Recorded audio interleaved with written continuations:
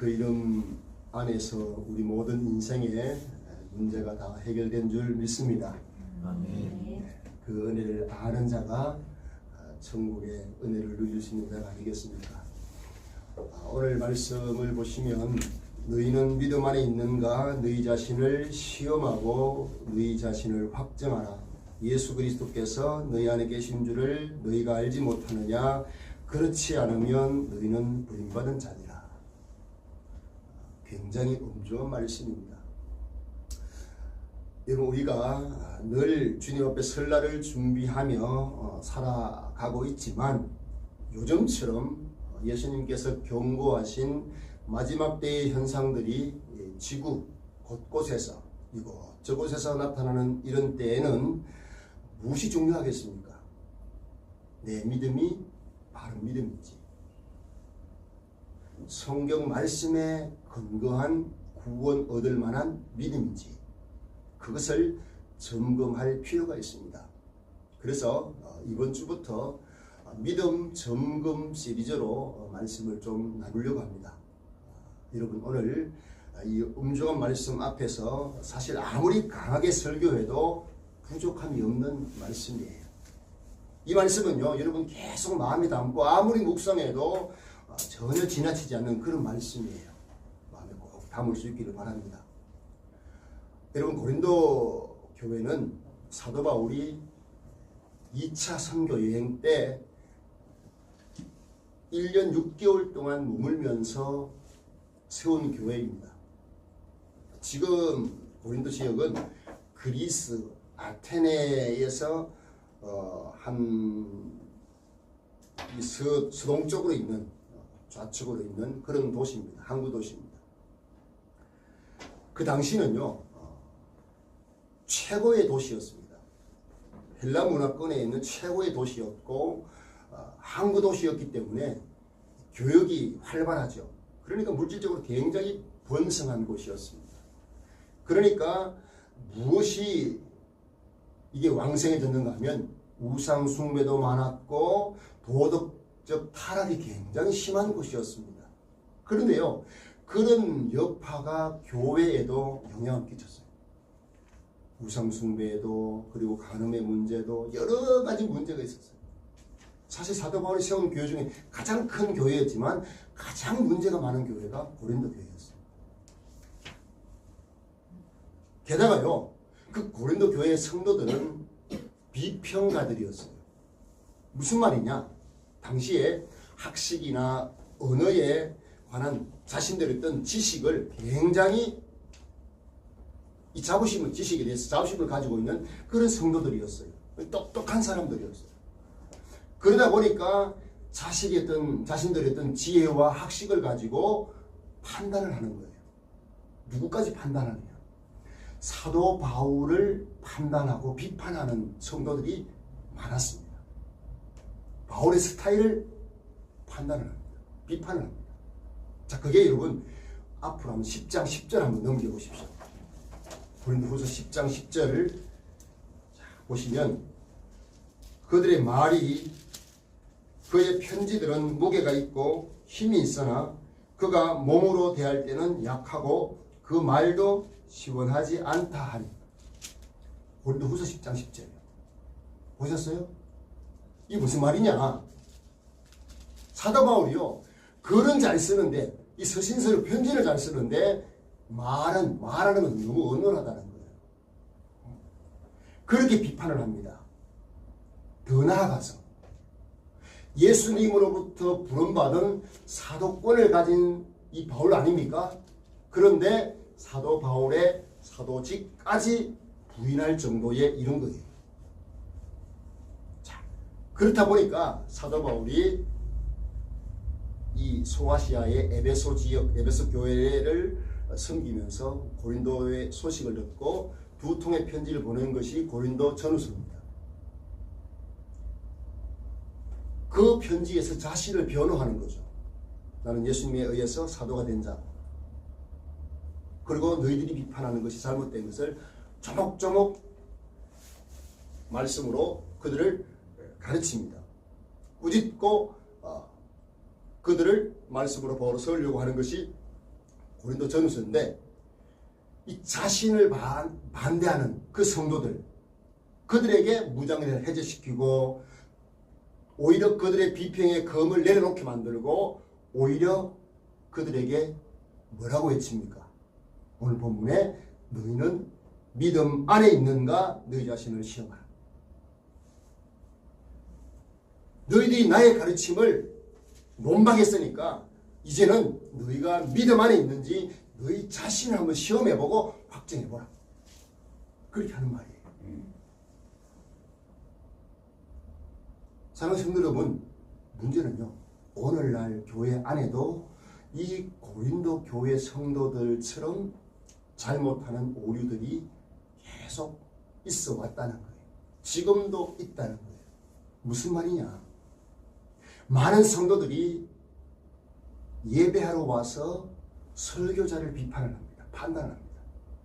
오늘 설교가 어떻고 저떻고, 오늘 설교자가 어떻고 저떻고 판단을 하고 비판을 하는, 그런데 굉장히 익숙합니다. 이것이 여러분 과연 하나님 말씀 앞에서 마땅히 내가 해야 될 그런 논박일까요? 하나님의 종들을 판단하기 위해서 예배 자리에 나온 것 아니지 않습니까? 그런데 그런 경향들이 굉장히 많습니다. 교회 안에. 사실 저는 사람들의 판단하는 것, 판단받는 것, 이거 별로 중요하지 않다고 여기는 사람이에요. 왜 그렇습니까? 사람들이 나를 뭐라고 하든지 중요한 것은 하나님께서 나를 판단하신다는 거예요. 하나님의 판단이 중요하다는 거예요. 어느 누구가 저를 향해서 또 여러분을 향해서 뭐라 한들 흔들 이유가 없어요. 왜? 정확한 판단은 위에 계신 하나님만이 하실 수 있기 때문에 그래요. 우리가 여러분 뭐 자존심 상할 수도 있고 뭐 비위 상할 수도 있어요. 그러나 나는 정확한 판단은 하나님이 하신다. 그 사실을 여러분 아셔야 돼요. 그러므로 여러분 우리는 하나님의 말씀을 대할 때마다 어떤 자세여야 할까요? 오늘 하나님께서 나에게 주시는 이 말씀이 내 삶 속에 어떻게 적용해 갈 것인가? 하나님이 세우신 저 하나님의 사자를 통해서 주어지는 이 메시지가 내 인격과 내 삶을 어떻게 변화시킬 수 있게 할 것인가? 그 말씀이 내 마음 가운데 와닿지 않는다. 그럴 때는요, 내 마음이 완악한 것은 아닌가? 여러분 자신 이게 돌아보는 것 아니겠습니까? 그런 말씀을 대하는 자세가 우리에게 필요한데 고린도 교회 성도들처럼 판단하기 익숙하다.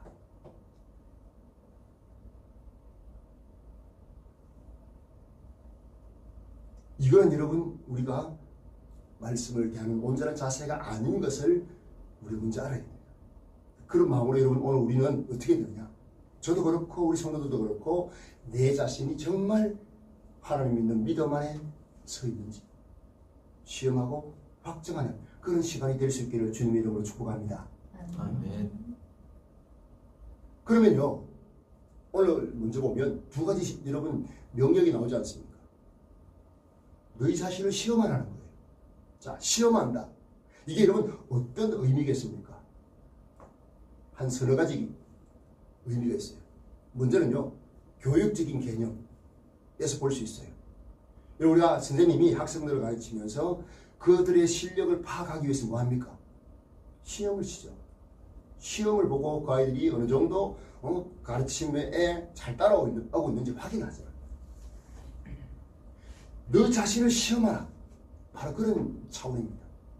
하나님의 말씀을 내가 받으면 그 말씀대로 내가 살고 있는지 내 자신을 시험해 보는 거예요. 말씀을 가지고 내가 이 말씀대로 살아가고 있는지 자신을 자꾸 어떻게 합니까? 테스트해 보는 거예요. 나의 신앙의 행위가 생명에 근거한 경건의 삶인지 돌아보는 거예요. 내가 하나님의 은혜 안에서 자라가고 있는가? 자꾸 이러면 시험해 보는 것입니다. 그리고 성령께서 가르쳐 주시는 그 말씀을 내가 옳게 순종하고 있는가? 아닌가? 자꾸 이러면 시험해 보는 것입니다. 그런 의미가 있다면 또 군사적인 개념이 있습니다. 여러분, 전쟁을 앞둔 군사는 항상 해야 될 것이 무엇입니까? 훈련을 통해서 이 전쟁할 준비가 되어 있는지, 장비는 어떻고 군인들의 정신은 어떻고 자꾸 점검하지 않습니까? 이게 뭡니까? 시험이고. 그런가 하면 법적인 개념도 있어요. 법적인 개념. 이런 법정에서 검사가 이 정인에게 반대 신문을 합니다. 그래서 거짓말을 하면 딱 거짓말을 잡아내도록 만드는 그런 과정도 혹시 보셨을 겁니다.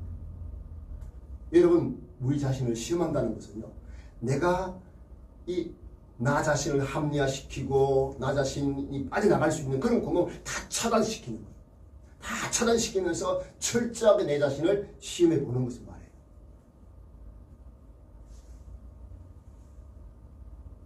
사람은요, 자기에게는 굉장히 관대하죠. 그렇지 않아요? 다른 사람은 어떻습니까? 다른 사람에 대해서는 굉장히 지적을 잘하고 비판을 잘하는데 자기는 잘 못 보는 거예요. 그래서 예수님께서 하신 말씀이 뭡니까? 다른 사람의 티는 보면서 자기들이 들보는 보지 못한다. 아주 통쾌하게 여러분 책망하시지 않았습니까? 그러니까 여러분, 자기 자신을 놓치지 않고 빼놓지 않고 시험하도록 자기를 살피라는 것. 또 유행의 개념도 있어요. 자기를 시험하라. 그 말씀이에요. 원어적인 의미가요, 너희 자신 안을 돌아보며 두루 살피라. 그런 뜻이거든요. 혹시라도 여러분, 만약에 여러분 여행에 관련된 책을 쓴다. 자, 대한민국에 관련된 여행책을 쓴다. 그러면 어떻게 되겠어요? 전국 관광지를 다 내가 다 다니면서 다 조사를 하고 하여튼 뭐 책을 보든지 해서 그렇게 종합적으로 다 살펴야 되지 않겠습니까? 그런 것처럼 여러분, 내 자신을 빠지지 않고 내 자신 속에 있는 마음 속에 있는 모든 것들을 하나하나 다 끄집어내서 다 두루 살피면서 자신을 시험해 보는 것. 자, 그런 의미가 있다는 거죠. 그러니까 여러분, 내 자신을 시험을 하는 것은 스스로 빠짐없이 관대하지 않고 이 말씀에 잣대가지고 자기를 살피는 그런 자세를 말해요. 자, 그런가 하면 너희 자신을 확정하라 말씀하죠. 확정. 이거는요, 자신을 시험하는 그 이상을 의미하는 거예요. 자신을 시험하는 그 이상 확정하라. 자, 예를 들면요, 우리가 요즘 중고차를 예를 들어서 사러 간다. 그럼 여러분, 중고차를 사러 가면 가장 먼저 뭘 봅니까? 일단 외관을 보고, 뭐 다 찌그러진 것을 안 사잖아요. 외관을 보고, 그리고 엔진 소리도 들어보고, 그리고 이 차의 이력, 이게 사고 난 차인지 물이 빠진 차인지 이력을 보고, 또 어떻게 합니까? 그렇게 들컥 몇백만 원, 몇천만 원 주고 삽니까? 그렇지 않잖아요. 차를 타보는 거예요. 시승을 해보는 거예요. 근데 여러분, 이것도 안 하고 그냥 산다. 그럴 수 있죠. 자, 시험의 차원은 여기까지라고 한다면 확정은 뭡니까? 딜러에게 내가 이렇게 해요. 내가 이 차를 사려고 하는데 이게 한 일주일 정도 내가 시승을 해보고 그때 내가 확정해도 되겠느냐? 이건 뭡니까? 그냥 내가 조사하고 시험하는 그 정도의 차원이 아닌 거예요. 일주일 동안 내가 이 차를 실제로 타보는 거예요. 그래서 내가 확정하겠다. 그러면 시험하는 차원과 확정 차원은 완전히 다른 거죠. 완전히 다른 거죠. 요즘 여러분, 우리나라 방산업체가 굉장히 세계적으로 인기가 있어요. 좋은 소식은 우리나라 군사력이 세계 5위더라고요. 일본이 6위. 뒤집혔어요. 그리고 이 방산업체가 굉장히 세계 나라들에게 굉장히 인기가 좋아요. 특히 뭐 우리나라 장갑차, 자주포, 뭐 K2 전차 이런 것들이요. 또 우리 전투기도 물론 굉장히 좋아요. 최근에 제가 들은 뉴스에 의하면 독일이나 뭐 러시아제나 뭐 중국제 이 탱크를요 극한 이 추운 지방에서 이렇게 다 테스트를 하는데 1등이 우리나라 거예요. 독일산보다 훨씬 더 좋았다. 그리고 가격도 저렴하고. 그래서요 폴란드 같은 경우는 우리나라의 무기를 1000기 정도를 계약을 했더라고요. 37조 원인지 뭐 이거 어마어마한 거거든요. 다 뭐합니까? 다 시험을 해보고 난 이후에 뭐합니까? 확증을 해. 구매에 대한 확증을 하는 거예요. 여러분 우리가 자신을 놓고 시험하거나 확증할 때 교회 안에 내가 생활하면서 교회 안에서 성도들과 안에 모여서 살 때 그때의 모습 가지고 이런 우리를 시험하면 안 돼요. 무슨 말이냐? 이런 교회 안에 성도들끼리 모여가지고 생활할 때 우린 다 경건한 모습 가지고 있잖아요. 근데 어떻습니까? 세상에 나가서 정말 치열한 믿지 않는 사람들 사이에서 막 살아가면서 그 안에서 내가 어떤 경건의 모습을 가지고 있는지 없는지 그것을 우리가 시험하고 살펴야 된다는 거.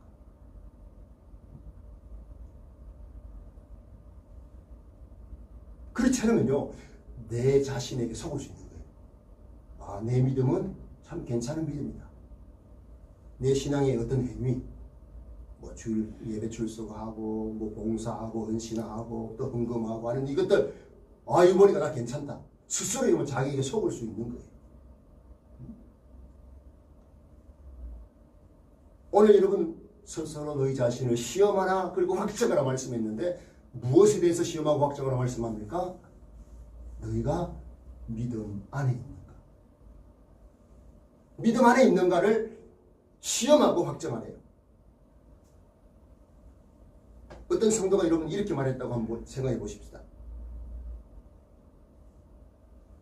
당신이 저의 믿음을 시험해도 좋습니다. 저는 정통 교리를 믿는 그리스도인이고 표준적이고 경건한 삶을 내가 살고 있습니다. 저는 믿음의 기준에 도달했을 뿐만 아니라 그보다 좀 더 나은 수준입니다. 라고 말하는 성도가 있다고 한번 생각해 보십시오. 정통 교리를 믿고 있다. 근데 여러분 이게 문제는 그게 아니에요. 물론 정통 교인으로 받아들일 수 있죠. 왜? 이단에 속한 사람은 이단스러운 삶을 살거든요. 정통 교리를 가지고 사는 사람은 정통 교리를 가진 사람답게 살 거예요. 그렇기 때문에 인정할 수 있어요. 그런 문제는 정통 교리를 믿는 것, 그걸 넘어서서 무엇이 중요합니까? 진짜로 진리 안에 있는가 하는 것이 중요한 거예요. 정통 교리를 내가 믿는다 말하는 그게 중요한 것이 아니라 진리 안에 있느냐 그게 중요하다는 거예요. 자, 예를 한번 들어볼게요. 여러분 노아 방주 그 당시에 길이가 130 미터 정도 되고 그 어마무시한 그런 방주를 노아가 지었을 때 많은 사람들이 방주에 모여가지고 이렇게 얘기하는 거예요. 나는 저 방주가 비가 오면 분명히 물에 뜰 줄 나는 믿는다. 물에 뜰 거라고 나는 믿는다. 저 방주는 잣나무로 만들어졌고 아주 노아가 단단하게 엄청난 노력 끝에 만든 것이라고 나는 믿는다. 그런 사람이 있어요. 자, 그렇게 말하는 사람이 있어요. 근데 중요한 건 뭡니까? 비가 오면 실제로 홍수가 나고 40주야 비가 왔을 때 누가 살아남았습니까? 노아가 방주를 만든 것이 물에 뜬다는 것 믿었던 사람이 살았습니까? 잣나무로 만든 것 내가 나는 믿는다. 그거 말했던 사람이 살았습니까? 누가 살았습니까? 방주 안에 들어간 사람만 구원받았습니다. 정통 교리를 알고 믿는다는 것 그게 중요한 것이 아니라는 거예요. 내가 그 진리 안에 속해 있느냐 들어가 있느냐 그게 중요하다는 겁니다. 오늘 이런 복음에 대해서 많은 사람들이 복음은 이런저런 특정한 성격을 가지고 있기 때문에 사람을 바꿉니다. 하나님의 영광을 위해서 살게 만듭니다. 옳은 생각이죠. 하지만 여러분, 우리의 구원은 정통 교리를 믿는 것이 아니라 그 믿음 안에 있는 것입니다. 그리스도 안에 있는 것. 방주를 피난처로 삼는 그 자체가 구원 얻는 믿음이지. 정통 교리를 내가 안다, 믿는다, 그것 가지고 구원받는 것이 아니라는 겁니다. 그 믿음 안에 들어가는 것 자체가 중요하다는 것을 여러분 아셔야 돼요. 얼마나 많은 성도들이 속습니까? 하나님에 대해서, 예수님에 대해서 들어서 알거든요. 근데 그것을 자기 믿음인 것처럼 착각할 수 있어요. 교회 다니면서 그럴 수 있다는 거예요. 진짜 믿음 안에 거하며 믿음으로 사는 사람은요, 믿음이 자기 위에 역사하고 있음을 느끼는 사람이에요. 믿음을 생활의 원칙으로 삼고 있는 사람이에요. 믿음이 자신이 거하는 처소가 되는 것이고, 그 믿음 안에서 살 수 있노라고 깨닫는 사람이고, 아무리 세상이 보이는데도 난 믿음 안에 산다. 믿음이 자신이 호흡하는 대기라고 생각하는 사람. 믿음이 자신을 단단하게 동여매어주는 그런 허리띠라고 깨닫는 사람. 이런 사람이요, 믿음 안에 있는 사람이에요.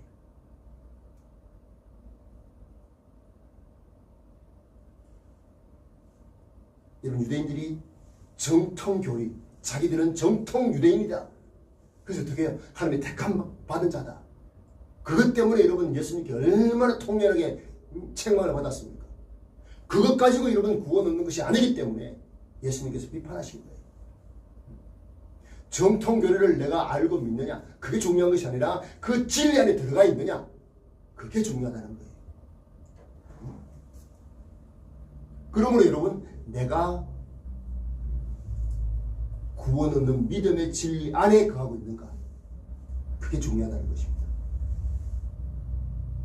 예수 그리스도, 나에게 영원한 생명을 주시는 예수 그리스도가 내게 가장 귀한 분이면, 이 세상에 가장 귀한 것을 얻은 자인데 다른 귀한 것을 얻으려고 막 여기 기웃 저기 기웃 할 이유가 있을까요? 가장 귀하신 예수님을 얻었는데, 그런 믿음을 가진 사람이 돈에 미쳐가지고 쾌락에 미쳐가지고 그럴 수 있겠어요? 그럴 수 없다는 거죠. 그러므로 여러분, 우리는 어떻게 되느냐? 믿음의 위선자가 되는 것을 굉장히 경계해야 됩니다. 특별히요, 말씀을 전한 저와 같은 사람들, 또 교회의 지도자들, 굉장히 조심해야 됩니다. 왠지 아세요? 앞에 서서 성도들을 가르치고 한다고 해서 자기 자신은 그 말씀대로 다 사는 것처럼 착각할 수 있어요. 우리 안수집사님들 기도하시잖아요. 기도 얼마나 또 정성을 준비해가지고 잘 하시는데, 이렇게 기도하다 보면요, 내가 남들보다 더 믿음이 좋은 것처럼 착각할 수 있어요. 이게 굉장히 위험한 겁니다. 누군가에게 나 자신을 보여줄 수 있을 그때 위험해요. 조심하셔야 돼요.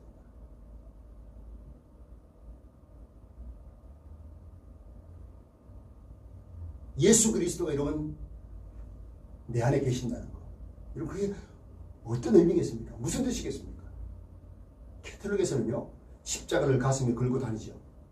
그러나 진짜 믿음의 사람은 십자가를 가슴에 목에 걸고 다니는 것이 아니고 가슴 안에 담고 살아요.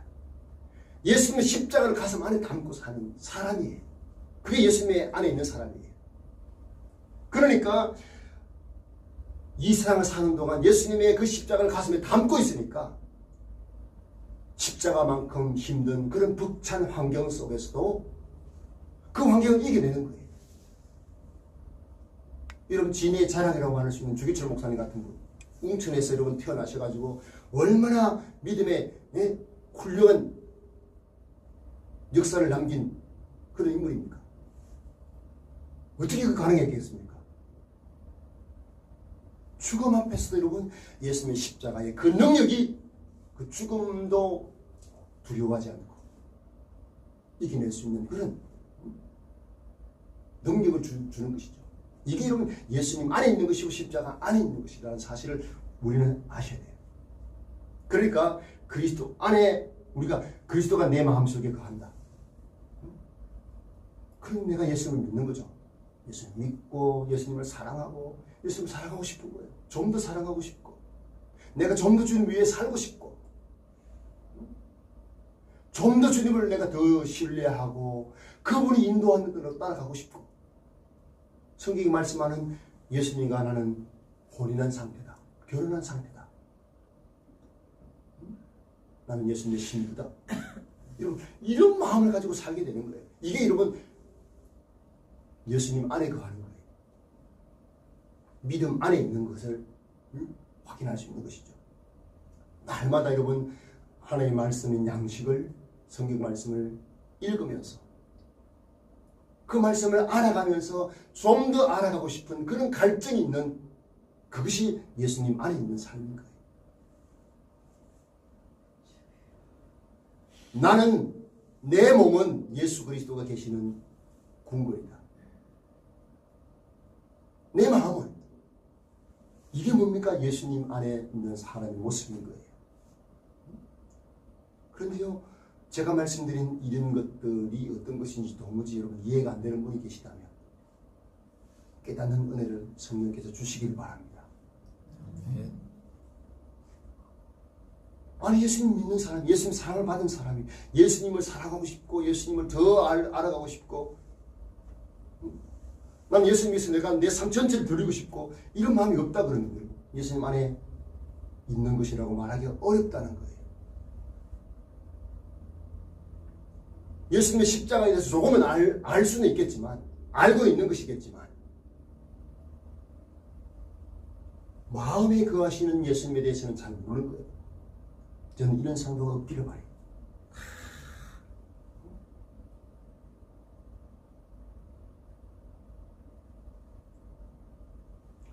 그러면요, 오늘 하나님께서 사도 바울을 통해서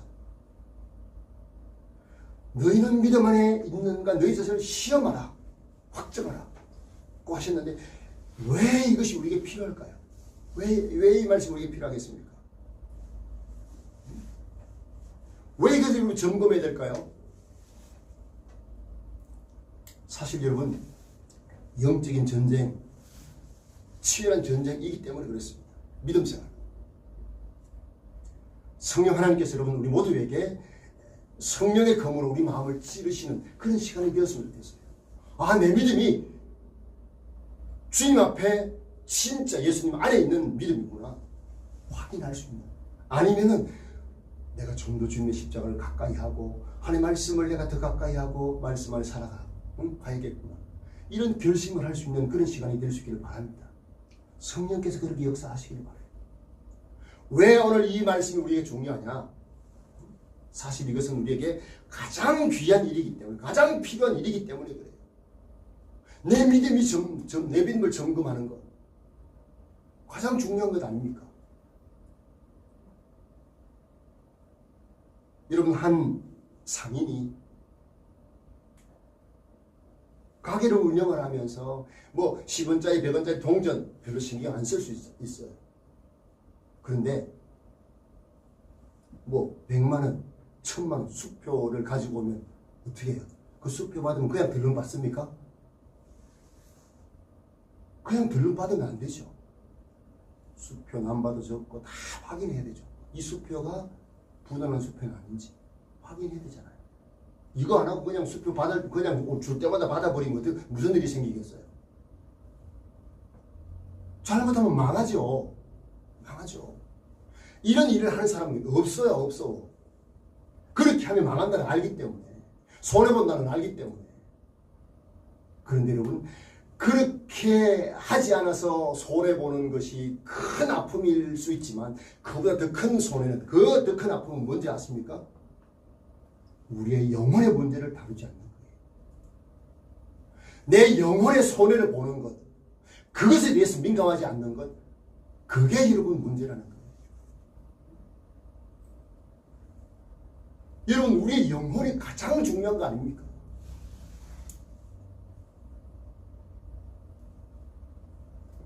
아무리 많은 금원이 있어도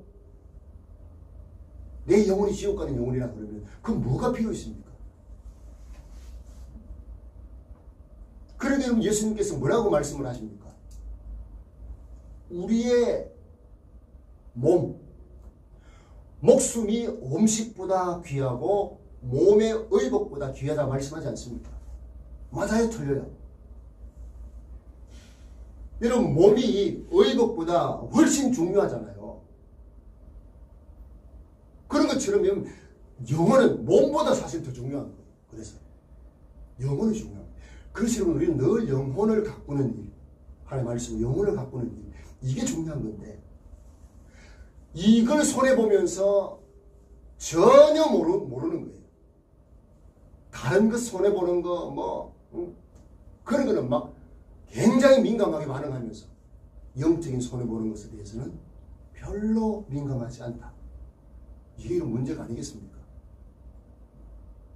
지금 오늘 말씀이 왜 중요하냐? 영혼을 다루는 문제이기 때문에 중요한 거예요. 여러분, 지금 제 옷이 여기 있습니다. 제 옷이. 만일 제 몸이 안전하다면 이 의복을 누가 빼앗아 간들 뭐가 문제가 되겠습니까? 몸에 관해서 말하자면요, 결국 내 영혼을 담고 있는 누더기에 불과한 것이 몸뚱아리예요. 그래서요, 우리가 나이가 들잖아요. 나이가 들면 몸이 고장이 나요. 지난주에 하는 은혜로 우리 대출 연장이 됐어요. 포항 갔더니요, 처음에 대출을 담당했던 그분이 차장인데 지금 부장이 되어 있더라고요. 40대 중반이 됐는데 근데 얼굴이 새카매졌어요. 목사님, 저를 좀 위해서 기도 좀 해주세요.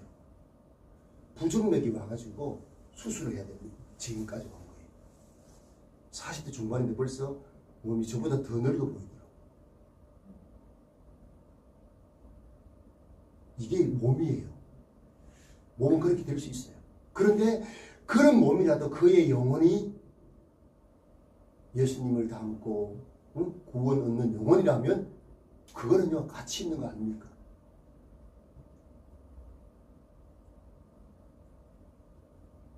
몸뚱아리를 해질 수 있고 아플 수 있고 그래요. 그러나 영혼이 병드는 것, 이걸 가장 경계해야 된다는 말씀을 드리는 겁니다.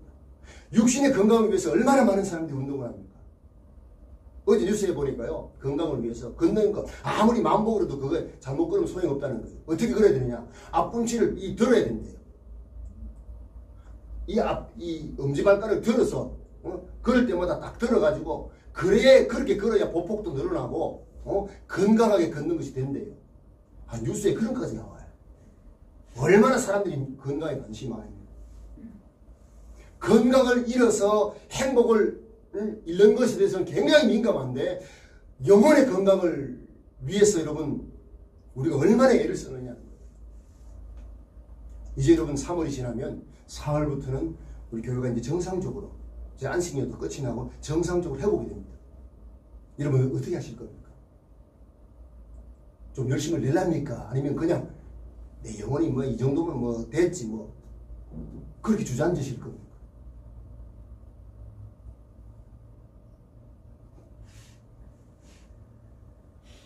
여러분, 우리 자신을 시험하고 확정하라고 말씀을 해요. 이게 왜 중요하냐? 세상의 일들은요, 실패하면 재도전하면 돼요. 그런데 영적인 영혼의 문제는 한번 실패하고 나면, 내 육신의 생명이 끝나고 나면 다시 기회가 와요, 안 와요? 기회가 오지 않습니다. 기회가 오질 않아요. 그래서 중요한 겁니다. 그래서 중요한 거예요. 영적 전투에서 패배를 하고 내 영혼이 패배자가 되었다. 다시 회복할 기회가 없는 거예요. 그러므로 여러분, 저나 여러분의 영적인 상태가 중요한데, 오늘 내 영적인 상태가 어떠한가, 이게 중요해요. 과거에 내가 어떻게 신앙생활 했느냐, 어떻게 뭐 했느냐, 아무 의미 없습니다. 지금 오늘 내 영혼의 상태가 어떠하냐. 이게 중요한 거예요. 주님이 어리석은 부자에게 뭐라 말씀하십니까? 이 재물을 쌓아놓고 내가 즐기면서 내가 행복하게 살리라. 오늘 밤에 너의 영혼을 데려가면 이 모든 쌓아둔 것이 누구의 것이 되겠느냐? 아무것도 아니라는 거 아닙니까? 오늘 여러분 우리는 어떤 자세를 가져야 되겠습니까? 내 믿음을 시험하고 확정하는 것. 그리고 내 영혼을 가꾸고 예수님을 닮아가도록 하는 일에 내가 손해나지 않도록 해야 되지 않겠습니까? 성경이 왜 우리에게 주어져 있습니까? 그냥 설교자를 통해서 설교 말씀 한번 듣고 끝나는 것 그거 아니에요. 이런 말씀을 여러분 읽으시면서 직접 하나님 여러분에게 하시는 말씀도 직접 들으면서 자라가셔야 돼요. 아멘이십니까? 유튜브 보는 거 여러분 10분의 1만 봐도 우리가 성경 일독할 수 있어요. 근데 뭐에 더 관심이 많습니까? 너무 여러분 우리는 어쩌면 값싼 복음 때문에 내 구원은 따놓은 당상처럼 생각하고 그냥 이렇게 대충대충 살다가 가면 된다. 이런 생각에 빠질 우려가 있습니다. 여러분 경계하셔야 돼요.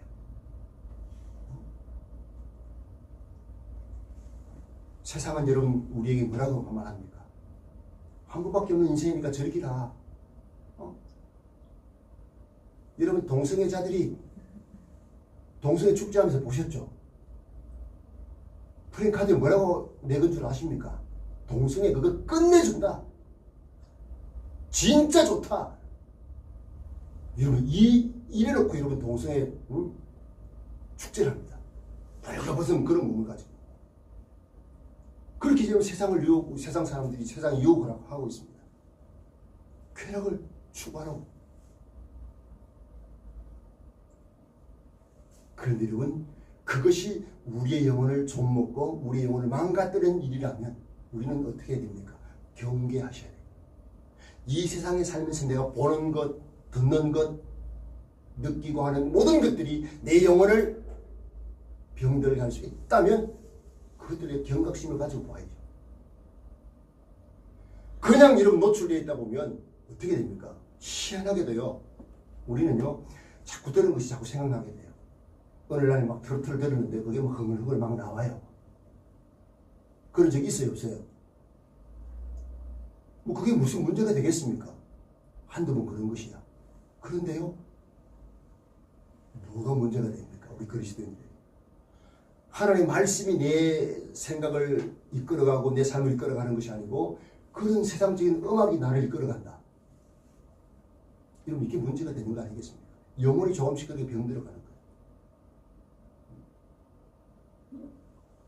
오늘 여러분 우리가 마지막으로 말씀을 정리하면서 어떻게 여러분 우리 자신을 살펴야 되는가? 여러분의 공적인 삶을 한번 살펴보십시오. 내 공적인 삶을 살펴보라. 내가 정직한가? 내가 도둑질하고 있지는 않는가? 내가 음란한 삶, 욕설 내뱉으면서 자연스럽게 살고 있지는 않는가? 술 취하고 남을 비방하고 안 믿는 사람들처럼 그렇게 살고 있지는 않는가? 이런 한번 점검해 보십시오.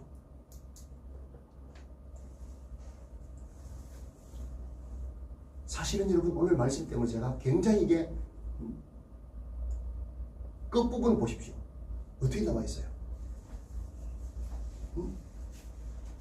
예수 그리스도께서 너희 안에 계신 줄을 너희가 스스로 알지 못하느냐? 그렇지 않으면 너희는 부름받은 자다. 얼마나 여러분 무서운 말씀입니까? 예수님이 내 안에 계신지를 모르면 부름받은 자래요.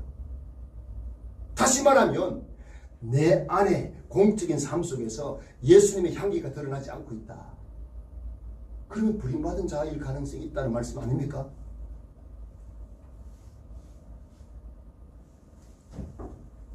또 개인적인 신앙생활을 한번 점검해 보자는 거예요.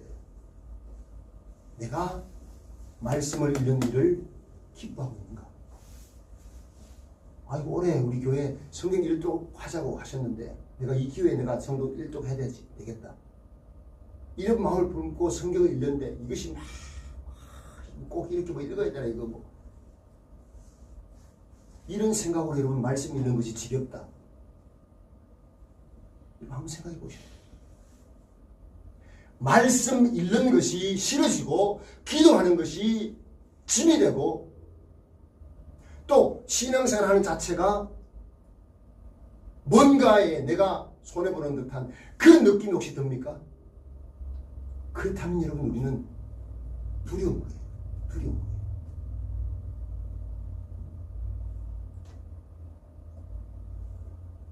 우리는요, 하나님 저는 기도 없이는 살 수 없습니다. 하나님 말씀 없이는 내가 조금도 바로 설 수 없습니다. 하나님 나를 말씀으로 붙들어 주시고 내 삶을 인도해 주옵소서. 할렐루야. 이런 기도가 여러분 터져 나와야 되지 않겠습니까? 주님 없이는 한순간도 제가 바로 설 수 없습니다. 저는 그렇게 나약한 인간입니다. 주님 나를 붙들어 주십시오. 이런 자세가 우리가 필요하지 않겠습니까?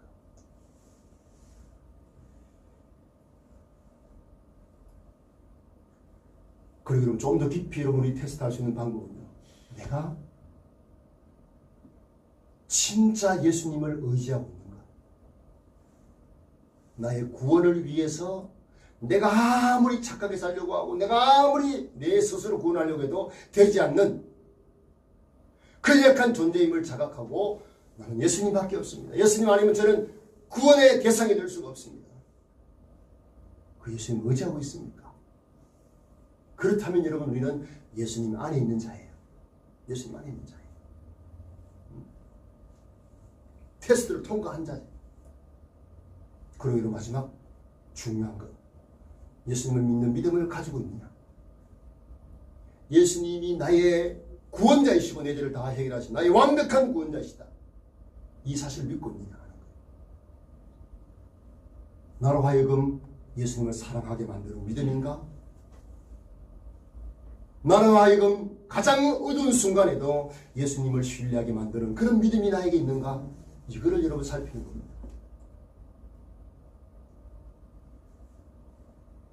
제가 여러분 지난 1년 안식년을 하면서 가정의 가장으로서 그래도 가정을 위해서 여러분 해야 될 일들을 제가 아르바이트를 좀 했어요. 여러분 걱정을 많이 하셨는데 그때 여러분 아르바이트 하면서 땀을 많이 흘리고 일하다가 그래 된 거예요. 아이들의 필요를 채워주기 위해서 몸부림을 치는 것, 그게 여러분 잘못된 일입니까? 물론 여러분 법적으로 여러분 누가 저를 여러분 총애라든지 고발하면 저는 징계를 받을 수도 있어요. 왜? 목회자는 두 가지 직업을 가질 수 없어요. 그렇다고 해서 여러분 자녀들에게 필요한 것들을 내가 제공하기 위해서 내 몸을 희생해서 일하는 그걸 놓고 누군가가 돌을 던진다. 저는 돌을 맞을 자신이 있어요. 세상에 나가보니까요. 정말 우리 성도들 세상 속에서 살아가는 삶이 치열하다. 생각 이상으로 힘든 삶이다. 그래서 여러분 우리가 더 무장해야 돼요. 더 말씀으로 무장되지 않으면 여러분 굉장히 힘든 삶.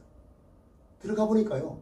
전부 세상 사람들이 사는 곳이 다 똑같더라고요.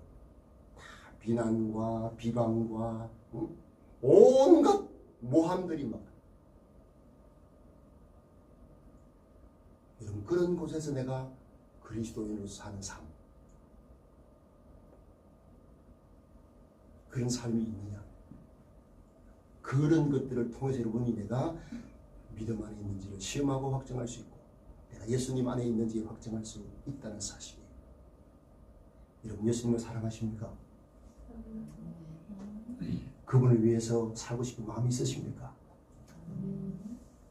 그렇다면 우리는 예수님 안에 있는 자입니다. 스바냐 선자가 이렇게 외쳤습니다. 3장 17절에 너희 하나님 여호와가 너희 가운데 계시니 그는 구원을 베푸실 전능 자이시라. 그가 너로 말미암아 기쁨을 이기지 못하시며 너를 잠잠히 사랑하시며 너로 말미암아 즐거이 부르며 기뻐하시리라. 우리 안에 계신 주님이 우리 때문에 기뻐하신다는 사실이에요. 여러분 예수 그리스도 안에서 하나님과 늘 기쁨과 천국을 누리는 그런 성도의 삶이 되시기를 주님의 이름으로 축복합니다. 아멘. 우리가 참 찬양을 드리고 기도하십시다. 540